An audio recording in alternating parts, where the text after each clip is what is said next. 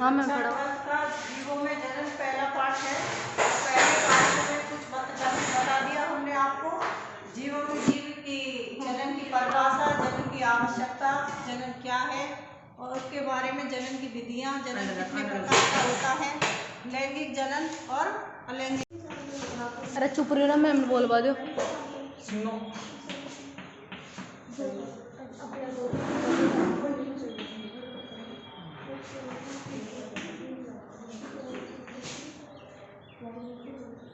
Recording कर रही है। हाँ मैम।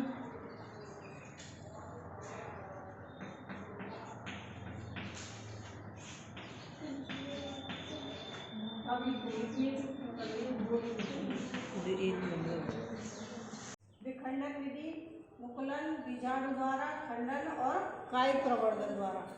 ये है अलैंगिक जनन है, वो जीवों में एक जीव के द्वारा होता है, जनक एक होता है। ये कल बताया था तुमको, एक जनक होता है इसमें। जबकि लैंगिक जनन में दो जनकों की, नर और मादा की आवश्यकता होती है और अलैंगिक जनन में केवल एक। लैंगिक जनन में एक जनक भाग लेता है, जबकि लैंगिक जनन में दो जनक भाग लेते हैं, नर और मादा। इसमें युग्मक बनते हैं लैंगिक जनन में, और अलैंगिक जनन में युग्मक का निर्माण नहीं होता। बिना युग्मक के शरीर के किसी भी हिस्से से इसके लिए लैंगिक जनन के लिए अनुकूल परिस्थितियों की आवश्यकता नहीं होती है, जबकि अलैंगिक जनन के लिए अनुकूल परिस्थितियों का होना जरूरी है। अनुकूल परिस्थितियां नहीं है तो अलैंगिक जनन नहीं होगा। तो इसके ये विधियां हैं अलैंगिक जनन की: विखंडन द्वारा, मुकुलन द्वारा, बीजाणुओं द्वारा, खंडन द्वारा, कायिक प्रवर्धन के द्वारा अलैंगिक जनन होता है। विखंडन पहला है विखंडन। विखंडन में द्विविखंडन और बहुविखंडन द्वारा अलैंगिक जनन होता है। पढ़े फिर है, पहला है द्विविखंडन द्वारा। इसमें एक कोशिका है वो दो कोशिकाओं में बढ़ जाती है, टूटती है।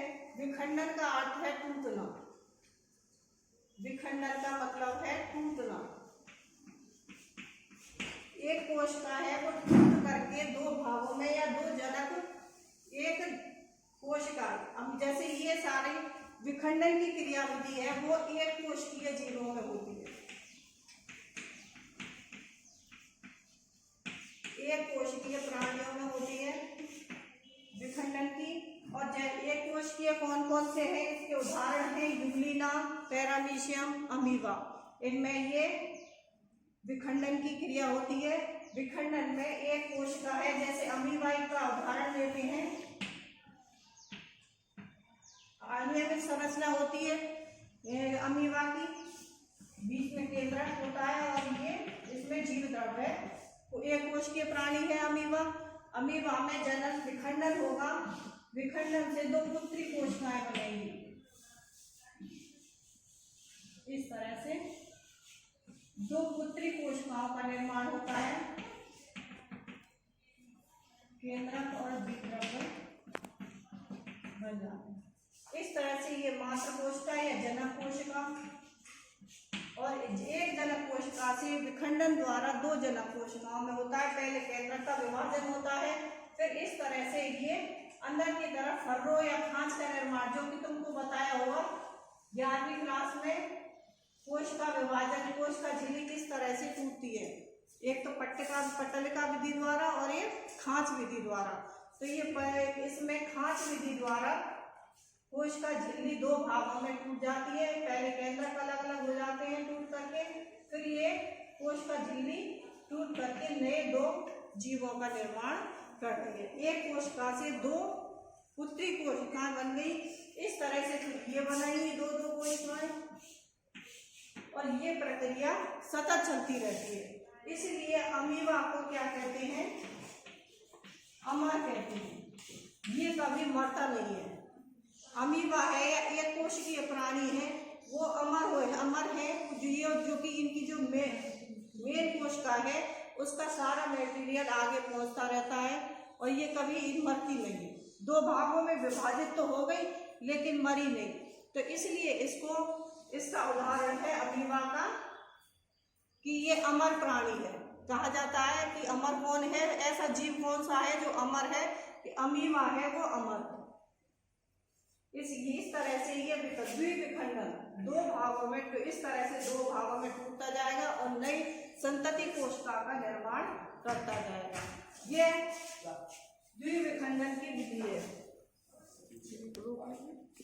अमीबा है वो अमर है और अमर ये द्विविखंडन द्वारा जन्म करता है।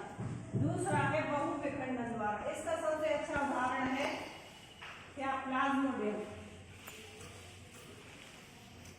द्वि का मतलब तो समझ गए दो टुकड़ों में टूटना, और बहु का मतलब बहुत सारे खंड करना। तो इस तरह से प्लाज्मोडियम है ये। प्लाज्मोडियम में जो विखंडन होता है, जनन होता है, वो बहुविखंडन द्वारा होता है। इसके अंदर होता है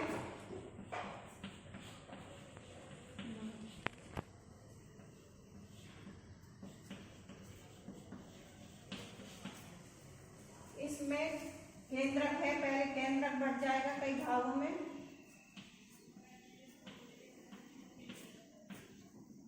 फिर इसके ऊपर अलग अलग झिल्ली बनती है। ये झिल्ली काम नहीं आती इसकी। अमीबा की तो यही कोशिका झिल्ली, मात्र कोशिका की कोशिका झिल्ली काम आती है, लेकिन इसमें अलग कोशिका झिल्ली बनती है, अलग जीव द्रव्य बनता है। इस तरह से अलग कई विभाजन हो जाते हैं इसमें, और इसकी जब लास्ट में सारे बन जाते हैं तो ये मात्र कोशिका झिल्ली है वो फट जाती है।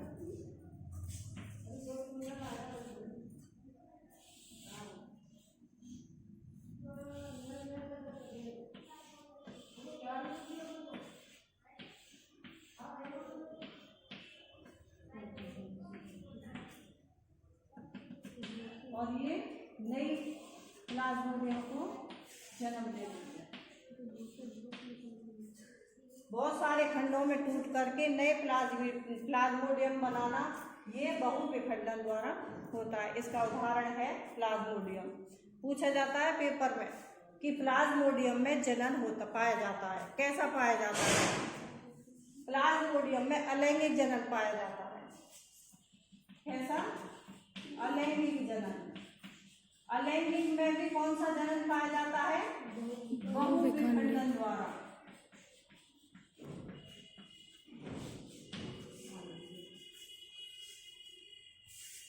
अब अगला है मुकुलन द्वारा।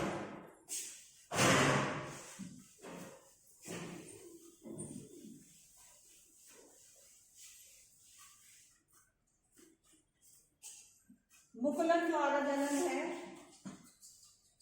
वो कोई भी, जैसे हाइड्रा, इसका उदाहरण है हाइड्रा। उदाहरण से ही समझ में आता है। इसमें हाइड्रा प्राणी है एक, इस तरह से इसकी संरचना है।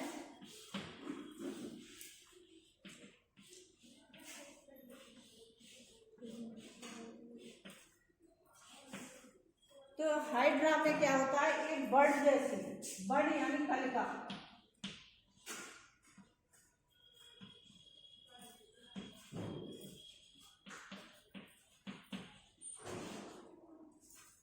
बर्ड या कलिका का निर्माण होता है। जैसे हमारे शरीर में मत्स्य जैसी संरचना मान लो, तो एक मस्सा जैसा निकल आता है, और वो मस्सा या बर्ड है, वो कलिका अलग धीरे धीरे क्या मैम, मस्सा क्या? मत्स्य बन जाते हैं ना, मोल्स, कहीं पे मत्स्य निकल आते हैं ना शरीर में। अच्छा। निकलते तो हैं। हाँ, मुस बोलते हैं। मुस बोलते हैं। हाँ, तो कुछ भी बोलते हैं। एक कलिका, बर्ड जैसी या कलिका जैसी संरचना निकल जाती है। कोई भी आउटग्रोथ, शरीर में कोई भी आउटग्रोथ निकलना, आउटग्रोथ निकल के वो नया जीव बना लेती है, तो इसको कहते हैं मुकुल, या इस से नए जीव का निर्माण है वो मुकुलन कहलाता है। इस तरह से नया जीव बन जाएगा, इसमें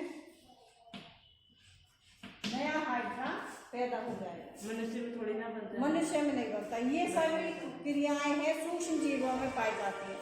एक कोशिकीय, द्विकोशिकीय प्राणियों में पाई जाती है। मनुष्य में या बड़े बहुकोशिकीय जीवों में ये विधियां नहीं होती है, कम होती है। केवल एक विधि और है इसमें, पुनरुद्ध भवन।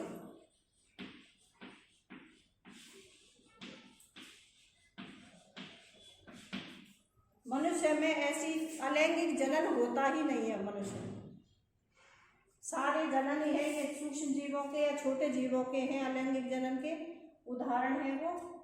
ये सभी अलैंगिक जनन है वो पादपों में या सूक्ष्म जीवों में, सूक्ष्म में या थोड़े बड़े जीवों में भी, सूक्ष्म जीवों में ही अधिकतर, सूक्ष्म शैवाल में, कवक में,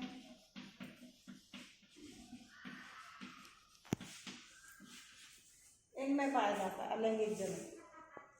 अलैंगिक जनन जीवों में, प्राणियों में, मनुष्य में नहीं पाया जाता है, उसमें तो लैंगिक जनन ही होता है। विखंडन मुकुलन हो गया बीजाणु द्वारा। बीजाणु द्वारा जिस तरह से प्लाज्मोडियम है, इसका उदाहरण है बॉल बॉक्स।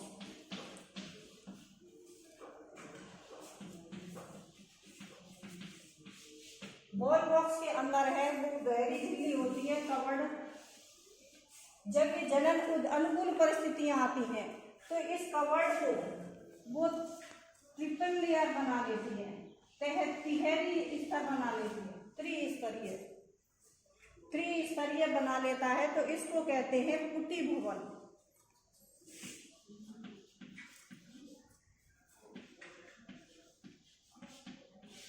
इस संरचना को या त्रिस्तर बनाने को पुटी भवन कहते हैं। और ये अनुकूल परिस्थितियां आने पर इसमें स्पोर्स का निर्माण होता है। इस तरह से कई सारे स्पोर्स बनते हैं। और ये शैवाल और कवक में भी होता है स्पोर्स का निर्माण। शैवाल और कवक में स्पोर्स का, बीजाणुओं का निर्माण होता है। और बीजाणु अनुकूल परिस्थितियां आने पर, बॉल बॉक्स क्या है, शैवाल तो है, कवक में स्पोर्स का निर्माण या बीजाणुओं का निर्माण होता है। और वो अनुकूल परिस्थितियां आने पर ये पुटी भवन की झिल्ली फट जाती है और स्पोर्स है वो बीजाणु है वो बाहर निकल आते हैं और कहीं पर भी वो अंकुरित होकर के नए शैवाल या कवक को जन्म देते हैं। इस तरह से ये है बीजाणुओं द्वारा। खंडन द्वारा अलैंगिक जनन है। खंडन द्वारा स्पाइरोगायरा, इसका उदाहरण है स्पाइरोगायरा।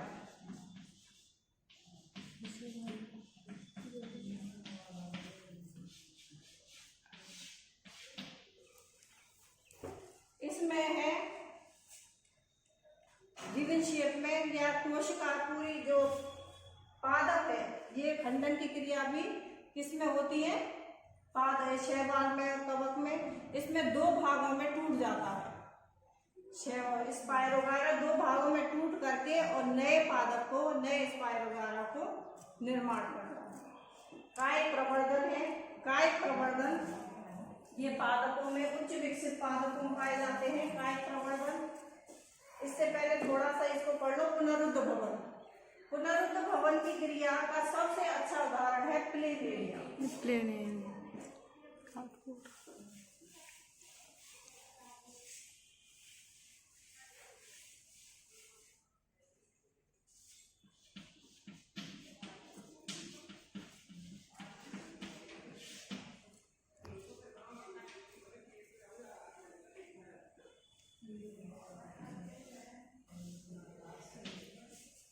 प्लेनेरिया इसका उदाहरण है। प्लेनेरिया क्या होता है, सूक्ष्म जीव लिए। और इसका क्या है प्लेनेरिया, तुमने छिपकली देखी होगी। छिपकली पर जब कोई झाड़ू वगैरह से दबाते हैं या मारने की कोशिश करते हैं तो सबसे पहले उसकी पूंछ टूटती है। वो टूटती नहीं है, वो तोड़ती है उसको। और तो क्यों तोड़ती है कि जो मारने वाला, जो आक्रमण करने वाला व्यक्ति है, शिकारी है, वो उसका ध्यान पूंछ की तरफ चला जाता है और वो सेफ बच के निकल जाती है। तो उस कुछ दिनों के बाद देखना दूसरी पूंछ का निर्माण होने लग जाता है। तो छिपकली की पूंछ में एक पूंछ बड़ा अच्छा, दूसरे निर्माण को पूंछ में है वो पुनरुद्ध भवन की क्रिया पाई जाती है। सबसे, और किसी में तो नहीं है। मनुष्य में या जीव जंतुओं में घाव भरने तक इतना सा पुनरुद्ध भवन पाया जाता है कि घाव भर जाता है। उसमें कोशिकाओं में समसूत्री विभाजन होता है। अलैंगिक जनन की पहचान है कि इसमें समसूत्री विभाजन होता है, अर्धसूत्री विभाजन नहीं होता है। लैंगिक जनन में समसूत्री विभाजन होता है, अर्धसूत्री विभाजन लैंगिक जनन में और अलैंगिक जनन में समसूत्री विभाजन होता है। तो पुनरुद्ध भवन में समसूत्री विभाजन कायिक सेल्स में होता है। तो घाव भरने तक तो प्राणियों में, मनुष्य में सीमित है। और छिपकली में पूंछ बनती है, वो पुनरुद्ध भवन की क्रिया द्वारा बनती है। और सबसे अच्छा उदाहरण है प्लेनेरिया का, इसमें पूरा का पूरा जीव बन जाता है। प्लेनेरिया को कहीं से भी काट दो, वहीं से नया प्लेनेरिया बन जाएगा।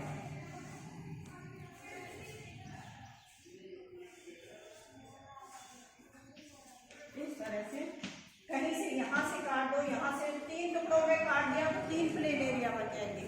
4 टुकड़ों में काट दो तो 4, कितने भी टुकड़ों में काट दो, इसको नया प्लेनेरिया उस टुकड़े से, छोटे से टुकड़े से ही नया प्लेनेरिया बन जाएगा। तो पुनरुद्ध भवन का ये सबसे अच्छा उदाहरण है। फिर है कायिक प्रवर्धन। कायिक का मतलब शरीर के किसी भी हिस्से से।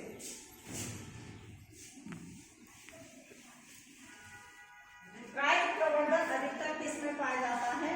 उच्च पादपों में या पादपों में पाया जाता है। कायिक प्रवर्धन की द्वारा अलैंगिक जनन है वो पादपों में होता है। इसमें जड़, तना, पत्ती, फूल, फल किस किस से होता है? जड़ द्वारा, तने द्वारा, पत्तियों द्वारा और फूल तो फिर लैंगिक जनन में आ जाता है। फूल आता है तो वो तो लैंगिक जनन में आ जाता है। फूल तो हमारा क्या है? पादप का लैंगिक संरचना है, वो तो लैंगिक जनन के अंग है। उसमें स्त्री केसर, पुंकेसर, तो इसलिए फूल तो लैंगिक जनन के काम आता है। लैंगिक ऑर्गन है पादप का। ये जड़, तना, पत्ती है वो अलैंगिक भाग है। जड़ है, जैसे जड़ में शीशम की जड़ देखी होगी तुमने, कहीं से भी फूट जाती है और नया पादप बना लेती है। तो ये कायिक प्रवर्धन है। तना है, आलू है, अदरक है, ये देखे होंगे, कहीं से भी इनको काट के लगा दो, नया गन्ना है, नया पादप बन जाता है तने द्वारा। पत्तियां हैं, पत्तियां जैसे ब्रायोफिलम, पत्थर चट्टा देखा होगा,